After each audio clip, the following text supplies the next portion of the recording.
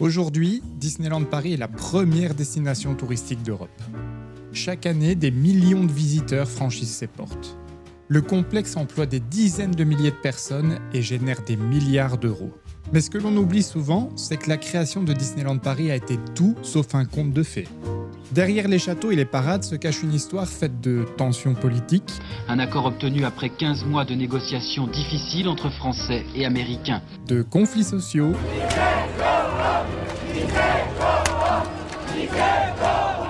et même d'un risque réel de faillite à peine 2 ans après l'ouverture. À Euro Disney, on s'accroche à son siège. Le nouveau déficit pour l'année 92-93, 5 milliards 3, secoue les financiers. Alors voyons ensemble comment le rêve américain a réussi ou failli échouer en Europe.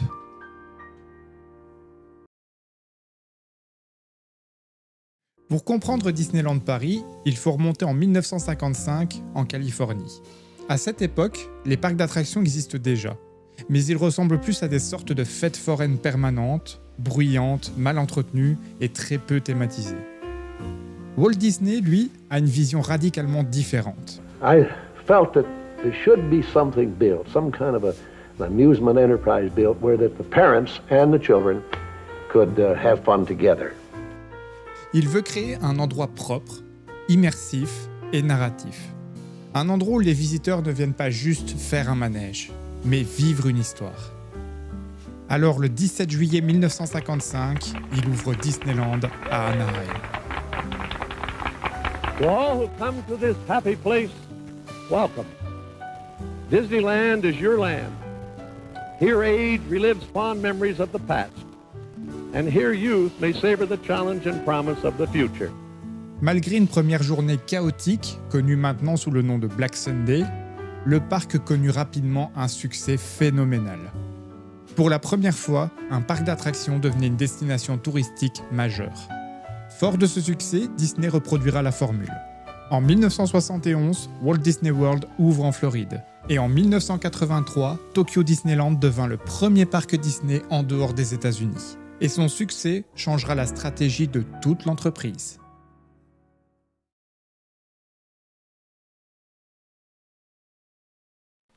Au début des années 80, la Walt Disney Company traverse une période compliquée suite à la mort de ses 2 fondateurs, Walt et Roy Disney. En 1984, Michael Eisner est nommé PDG.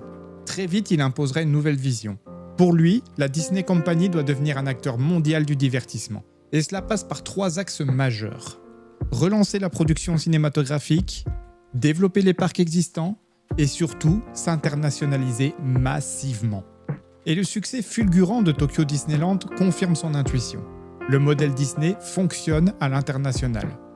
La question maintenant n'est plus de savoir si Disney doit s'implanter en Europe, mais où. Plus de 200 sites potentiels seront analysés en Europe. Mais très rapidement, 2 pays sortiront du lot. La France et l'Espagne deviendront les 2 finalistes. Les atouts de la France, 2 aéroports internationaux, 27 millions de touristes par an et surtout sa situation géographique au cœur de l'Europe. Les atouts de l'Espagne, le soleil et 43 millions de touristes chaque année. De chaque côté des Pyrénées, c'est donc la surenchère. L'enjeu est de taille, on parle de 20 000 créations d'emplois à terme. L'Espagne présentera des arguments solides. Un climat ensoleillé, des coûts de construction plus faibles et une réglementation du travail plus souple. Mais la France joue une carte stratégique majeure. Marne-la-Vallée se situe à peine 32 km de Paris, en plein milieu d'un bassin de population immense et au croisement des grands axes des réseaux européens. Et le gouvernement français comprend immédiatement l'enjeu. Il voit en Euro Disneyland un formidable moteur économique pour l'Est parisien. Alors, le 24 mars 1987, la convention est signée entre l'État français et la Walt Disney Company.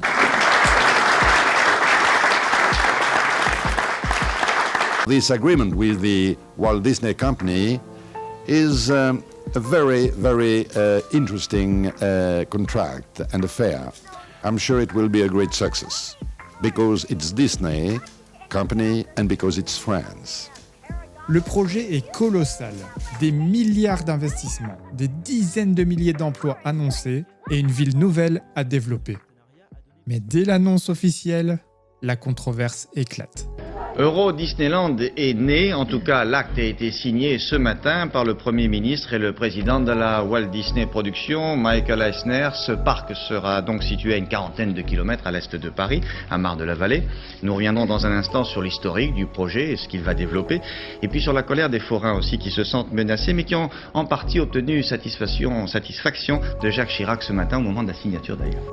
Dans la région, certains habitants voient le projet d'un très mauvais œil. Écoutez, je suis un vieux braillard et je pense que c'est lamentable d'avoir foutu une région pareille en l'air. Et pourquoi ? Pour pas grand-chose. Les agriculteurs dénoncent des expropriations à des prix jugés trop faibles.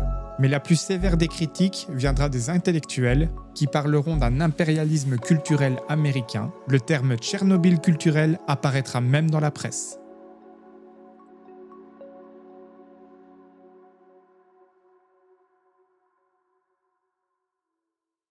En août 1988, les travaux démarrent à Marne-la-Vallée. Le chantier est gigantesque et à son pic d'activité, plus de 10 000 ouvriers travaillent simultanément. Des centaines d'hectares sont aménagés. Une gare TGV est construite spécialement pour le parc et des hôtels sortent de terre en un rien de temps. Disney ne construit pas juste un parc, il construit un complexe touristique complet. Et l'objectif est clair, une ouverture prévue au 14 avril 1992. Et aucun retard n'est acceptable. Euro Disney, un rêve qui deviendra réalité en 1992. Et le 14 avril 1992, Euro Disneyland ouvre officiellement ses portes. Et maintenant, je déclare Euro Disneyland officiellement ouvert. Le parc impressionne immédiatement. Le château de la Belle au Bois dormant est salué pour son niveau de détail. Les attractions sont modernes, les hôtels sont spectaculaires. Sur le papier, tout semble parfait. Ça me paraissait enfantin, un peu foire, un peu pacotille, et je trouve que c'est très bien. On retrouve une enfance, on retrouve une joie, on est dans un autre monde. Mais très vite, les premiers signaux d'alerte apparaissent. Disney applique en France son modèle de gestion américain. Code vestimentaire strict, interdiction de barbe pour certains postes, des règles comportementales très encadrées. Aux États-Unis, ces règles passent relativement bien. En France, beaucoup moins. Ni barbe, ni moustache, ni cheveux colorés, talons hauts ou maquillage prononcé, jusqu'au déodorant obligatoire. Mickey n'aime pas la fantaisie. On peut toujours pas porter la barbe chez vous quand on travaille chez vous ? Non, la seule barbe... Ni la moustache non plus ? Non, seulement... Ça fait pas un peu sale, non ? Seulement Roy Disney, qui, comme son oncle Walt, porte la moustache. Le reste, nous sommes tous des acteurs, donc nous sommes prêts à jouer n'importe quel rôle, mais sans moustache. Eh ben tant pis, si je suis pas assez soigné, j'irai pas travailler chez vous. Merci, monsieur Fitzpatrick. Dès 1992, des grèves éclatent et Disney découvre une règle essentielle. On ne gère pas des salariés français comme on gère des salariés californiens. Le climat social à Euro Disney n'est pas bon, les syndicats se plaignent des conditions qui sont faites à leurs militants. La rumeur le dit, ils seraient mal dans leur peau, ambiance. Les conditions de travail sont bonnes. Qu'est-ce que vous pensez de la grève à Euro Disney ? Mais le véritable danger vient des finances.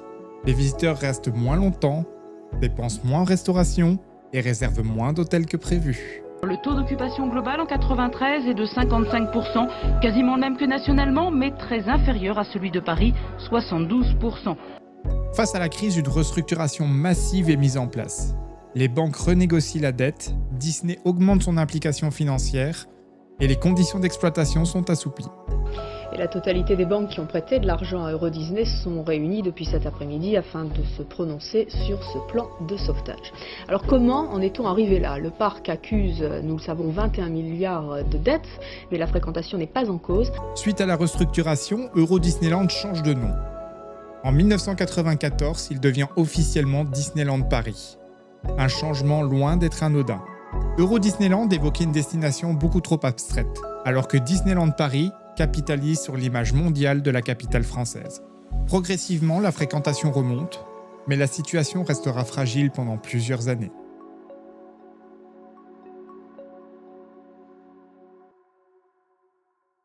À la fin des années 90, Disney se retrouve face à un dilemme.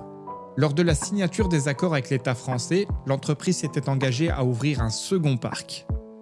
Mais la situation financière est encore très fragile. Malgré tout, la décision sera prise et le Walt Disney Studio Park ouvrira en 2002. Camera. Moteur. Ça tourne. Action.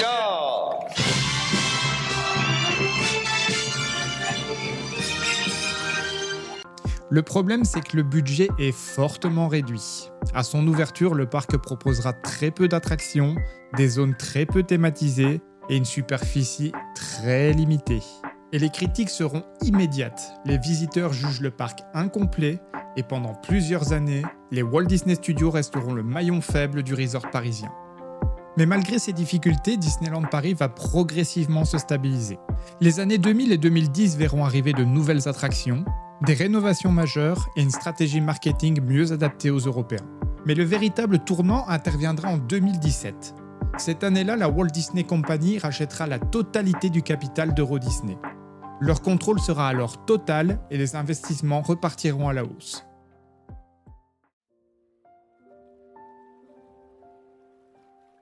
Depuis la fin des années 2010, les Walt Disney Studios font l'objet d'une transformation massive. Des nouvelles zones, un lac central, une refonte totale de l'entrée et surtout un nouveau nom. Les Walt Disney Studio Park deviendront prochainement Disney Adventure World. Une manière pour Disney de tourner définitivement la page d'un parc longuement critiqué et souvent désigné comme le pire parc Disney du monde. Vous l'aurez compris, l'histoire de Disneyland Paris est loin d'être un long fleuve tranquille. C'est l'histoire d'un pari politique risqué, d'un choc culturel majeur, d'une crise financière historique et d'une transformation sur plus de 30 ans. Aujourd'hui, le resort semble enfin avoir trouvé son équilibre. Mais son histoire nous apprend une chose essentielle. Même si la magie de Disney peut voyager, elle doit toujours apprendre à s'adapter.